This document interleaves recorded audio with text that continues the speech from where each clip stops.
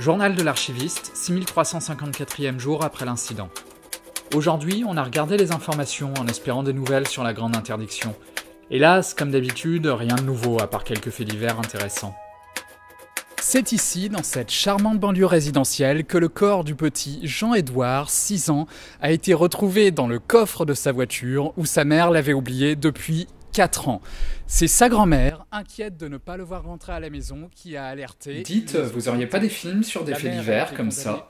J'aime bien quand il y a des enfants qui souffrent. Pour négligence et maltraitance envers les animaux. Et nous interviewons tout de suite, en exclusivité, la petite sœur du défunt. Quoi? Alors ma petite, est-ce que ça te rend très triste que ton frère soit... Nobody Knows est un film japonais inspiré d'un fait réel sorti en 2004, scénarisé et réalisé par Hirokazu Koreeda. Il nous raconte l'histoire de Madame Fukushima qui s'installe dans un nouvel appartement avec Akira, son fils de 12 ans, sauf que non. Ça laisse un peu à désirer comme intro.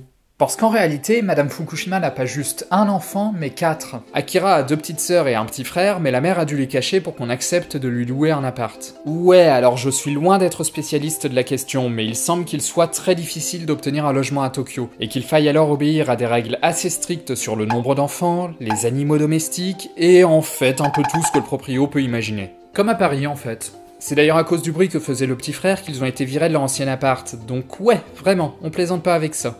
Comme si ça suffisait pas, chacun des enfants vient d'un père différent, pas toujours connu, et tous les pères se sont barrés.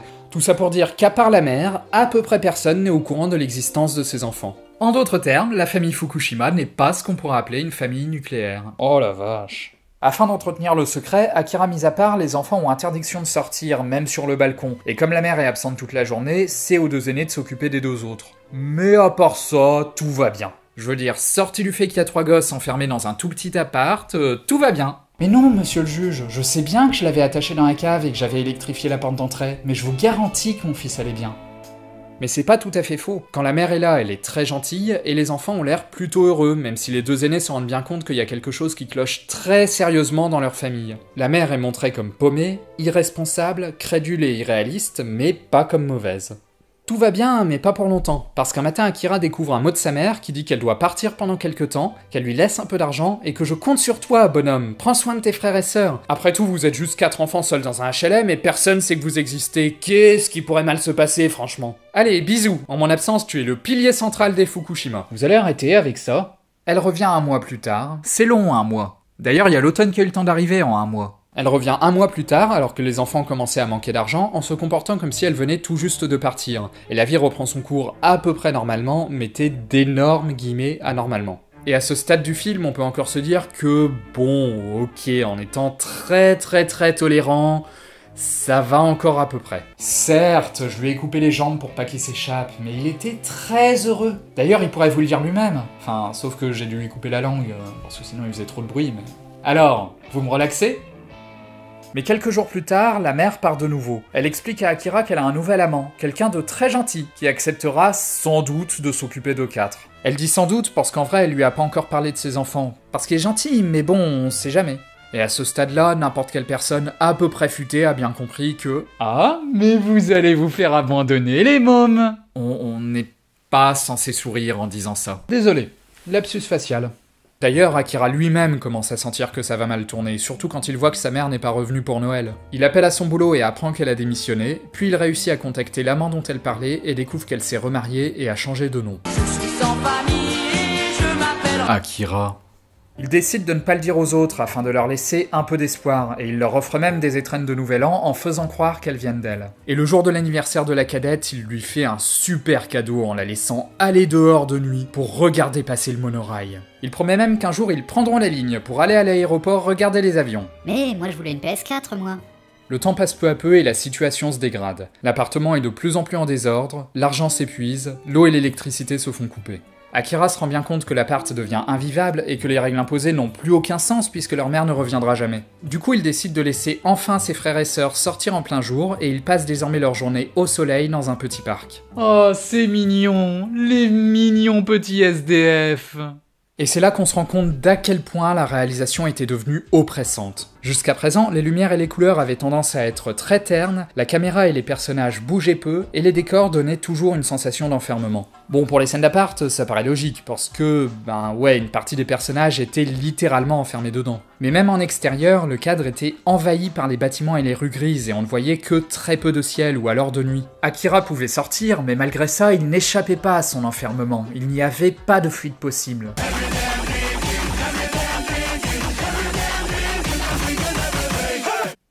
Qu'est-ce que c'était que ça? Fallait bien retrouver l'attention des gens après votre explication chiante. Mais maintenant qu'ils sortent tous, l'espoir revient. Il y a du soleil, du mouvement, on entend les bruits de la nature et le ciel apparaît vraiment. Les personnages et les spectateurs peuvent respirer, et après 1h30 à voir des enfants mourir de faim dans un appart minuscule, je dois admettre que ça fait du bien. Bon, ils ont toujours faim, parce qu'ils ont pas plus d'argent qu'avant, mais ça fait du bien quand même. Et comme on approche de la fin du film... Attention, attention, alerte, spoiler. Si vous ne voulez rien savoir, sautez au temps indiqué. Et si on allait boire une bière, un de ces jours? Devenons amis, s'il vous plaît. Je suis certaine que nous avons plein de choses en commun. Je me sens si seule, si délaissée, et si triste. Je ne suis pas un animal, je suis une... Reprenons.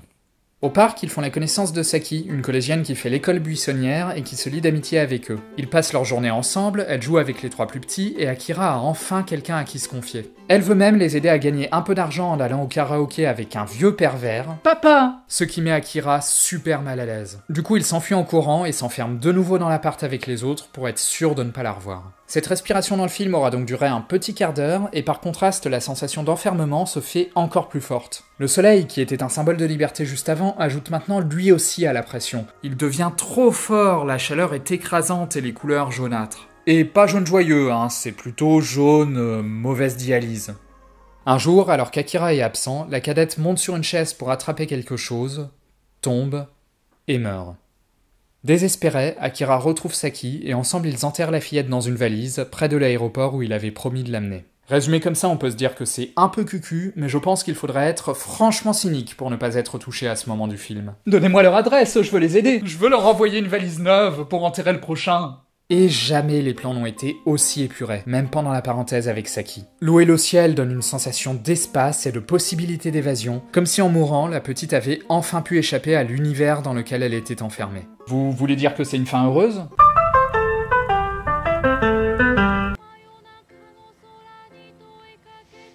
J'irai pas forcément jusque-là. Un épilogue nous montre les 3 Fukushima restants qui ont repris leur vie, de nouveau en compagnie de Saki, et je laisse chacun libre d'avoir ou non de l'espoir face à ce dernier plan. Et fin. Après ça, pour se changer les idées, on a décidé de regarder un autre film. Mon assistant a opté pour Le Tombeau des Lucioles. La nuit du 21 septembre 1945, je suis mort. Mauvais choix. Bon, je plaisante, mais je pense que c'est clair. J'aime Nobody Knows et il me touche beaucoup. Avec un tel thème, on aurait pu s'attendre à ce que le film sombre dans le pathos ou dans un enchaînement de malheurs trop improbable pour rester vraiment marquant. C'était marrant Rémi sans famille, je pariais avec mes potes sur le prochain perso à mourir. Mais il évite cet écueil en ancrant son récit dans le quotidien. Il montre ses personnages dans leur vie de tous les jours et insiste sur certains détails ordinaires, par exemple la préparation d'un repas, et à l'inverse, il n'appuie pas sur les événements marquants. Par exemple, on ne voit même pas le premier départ de la mère, on la prend comme Akira avec une simple note laissée sur la table, ce qui ôte tout son côté exceptionnel à cet événement, et le met à égalité, en termes de traitement dans le film, avec toutes les actions quotidiennes des personnages. Et paradoxalement, cette banalisation rend le film encore plus touchant parce qu'elle renforce le sentiment de réel. Tous ces efforts alors qu'Internet a prouvé qu'il suffisait d'une vidéo de chaton triste pour faire pleurer tout le monde. Ce sentiment passe aussi par le jeu des acteurs qui est impressionnant de naturel, alors que c'était la première expérience cinématographique des 4 enfants. Le film a été tourné en 4 sessions étalées sur 1 an, ce qui correspond à la durée de son intrigue, et ça a permis aux acteurs de grandir en même temps que leurs personnages. Dans le cas des 2 petits, surtout, on voit assez nettement leur évolution entre le début et la fin, ce qui renforce encore la crédibilité de l'ensemble. Et Koreeda utilise régulièrement des gros plans. Ah oui, comme dans Wasabi. Chut. Pour nous donner un sentiment de proximité, l'impression d'être vraiment au milieu d'eux, avec un côté presque documentaire parfois. D'ailleurs, puisqu'on parle de Wasabi... Ah bah du coup merci pour la transition. Avec plaisir. Je vous disais la dernière fois que c'était un film qui n'exploitait pas du tout ses décors. Et ben Nobody Knows est à peu près à l'opposé à ce niveau. Déjà par les jeux d'aération du cadre que j'ai déjà évoqués, mais aussi en se servant des décors pour marquer le passage du temps. Par exemple, on peut constater le passage des saisons en observant les extérieurs, particulièrement les arbres. Ici les branches sont nues, c'est l'hiver, ici les cerisiers sont en fleurs, c'est le printemps, et ici les arbres sont d'un vert éclatant, c'est l'été. C'est simple en apparence, mais ça permet au film d'être économe en indications temporelles dans son texte, puisque tout est montré. Il suffit de faire attention aux arbres pour comprendre. Il y a un vieux hippie qui m'a dit la même chose un jour. Mais lui, il avait une excuse, il était défoncé. Par contre, ce sont presque toujours les mêmes décors qui nous sont montrés. Quelques rues qui se ressemblent toutes, une supérette, un parc, et surtout 7 escaliers, très récurrents et toujours filmés à peu près de la même façon. Le temps passe mais les décors restent désespérément les mêmes, les protagonistes sont bloqués dedans, obligés de toujours revenir aux mêmes endroits. Ou alors c'est juste le réalisateur qui avait la flemme de chercher de nouveaux plans. Faut jamais sous-estimer le pouvoir créatif de la flemme. Et Koreeda laisse régulièrement traîner les plans après que les personnages soient sortis du cadre pour attirer notre attention sur le décor et sur le désordre grandissant dans l'appartement. Il insère aussi de nombreux gros plans sur des objets chers aux enfants, de plus en plus endommagés à chaque fois, parce que métaphore, blabla, ce sont les enfants eux-mêmes qui sont de plus en plus endommagés. Françoise Dolto, Carlos, Big Bisou, Jodassin, je m'égare.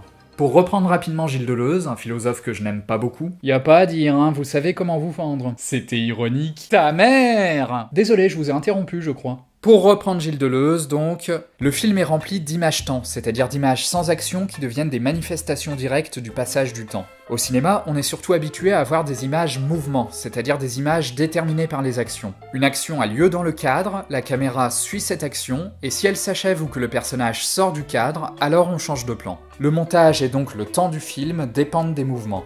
Ici par exemple, le personnage actif est au centre du plan, il tombe avec un mouvement de caméra pour suivre le début de sa chute, et pile quand il disparaît du cadre, on change de plan pour voir la fin du mouvement. Parce qu'on est sadique, on aime bien voir les gens se faire mal. A l'inverse, l'image-temps a son propre rythme et sa propre durée, auxquels sont subordonnés les mouvements et donc les personnages. D'une certaine façon, les actions deviennent prisonnières du temps du film. Et comme dans Nobody Knows, le passage du temps est souvent synonyme de dégradation et de chute, les personnages se retrouvent pris dans cette chute sans rien pouvoir y faire. Fais chier! Non mais c'est intéressant parce que... Je m'en fous! Non, je voudrais juste ajouter un truc parce que... Vous allez me foutre la paix, oui? Bon, bah d'accord, on passe à la suite. Je suis pas sûr d'avoir vraiment rendu honneur au film, parce que je suis très théorique depuis quelques minutes, et même si tout ça participe à la réussite de Nobody Knows, je pense que c'est un film qu'il est important de ressentir avant de l'intellectualiser trop. Parce qu'en réalité, il y a un côté très impalpable dans la façon dont Koreeda parvient à rendre son film aussi touchant, et qui dépasse de loin toutes les analyses qu'on pourrait faire. Alors rentre chez toi, Gilou! Ah bah merci pour l'accueil. Donc oui, je vous recommande Nobody Knows, bien entendu. Oui, bonjour, je voudrais acheter des actions chez Prozac, s'il vous plaît. Mais au-delà de ça, j'ai aussi envie de vous parler d'Hirokazu Koreeda en général. Et moi, j'ai envie de vous parler de Philippe Clair. Quel rapport? Aucun, mais je vois pas pourquoi vous seriez le seul à conseiller des trucs. J'adore Philippe Clair. Le Fureur en folie, c'est un de mes films préférés. Parce que j'adore les... Ok, nous disions donc Koreeda. En plus de quelques gimmicks récurrents, par exemple le quotidien filmé de façon très documentaire, ou encore les scènes de préparation de bouffe, sérieusement j'ai l'impression que ça revient dans tous ces films, ça doit être une sorte de fétichisme bizarre, Koreeda montre régulièrement des familles déconstruites et les effets de cette déconstruction sur les personnages. Ils essaient de retrouver une stabilité après que leurs anciens repères, ceux de la cellule familiale classique, aient été détruits. Ce qui était leur univers idéal a évolué, et ils sont obligés d'évoluer avec lui et d'adapter leurs rêves à la réalité, et d'un film à l'autre ils y arrivent plus ou moins. Dans Nobody Knows, c'est plutôt moins que plus, mais ils partaient pas gagnants, faut bien admettre. C'est comme moi, au début je rêvais de devenir l'assistant de Jack Nicholson, et au final, je dois bien me contenter de vous. Monsieur Nicholson, laissez-moi devenir l'ombre de votre ombre, l'ombre de votre main, l'ombre de votre chien! À travers ce microcosme de la famille, on peut lire un message plus large sur la société japonaise en pleine mutation dans laquelle les individus doivent bien continuer à vivre leur vie. Et c'est loin d'être uniquement négatif chez Koreeda. Au contraire, si ces personnages réussissent à se relever de ces bouleversements, ils peuvent accéder à un véritable mieux.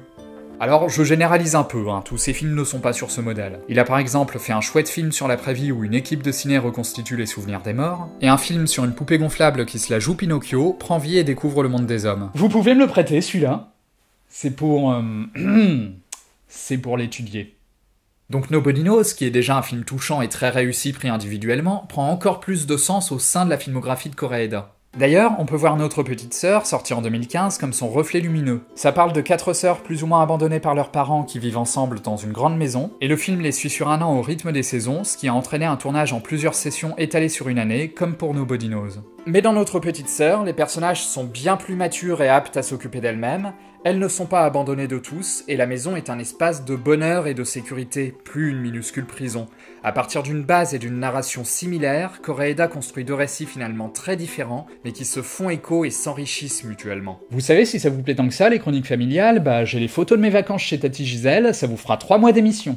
C'est un bon exemple de ce qu'on appelle la politique des auteurs. La filmographie d'un réalisateur constitue un tout homogène, dans lequel des thèmes, images, idées et codes reviennent d'un film à l'autre, avec assez de variations pour ne pas tomber dans la redite et pour enrichir peu à peu sa vision et son message.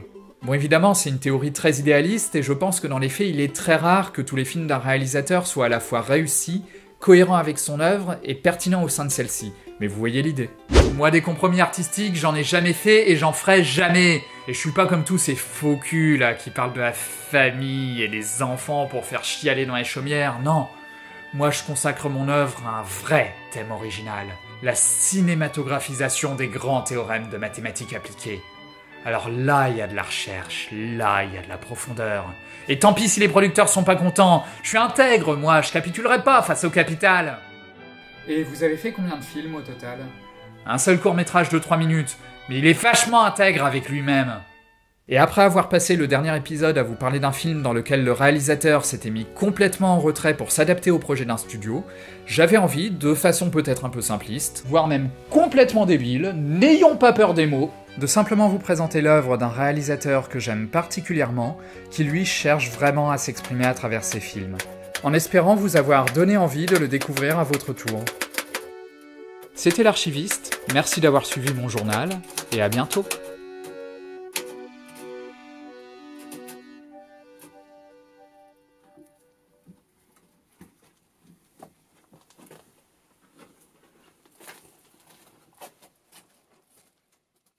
Sans transition, insolite, 50 000 DVD du dessin animé Aladdin contenaient par erreur un film pornographique. Un parent témoigne, je me disais bien que dans mon souvenir, la lampe n'avait pas la forme d'une grosse bite.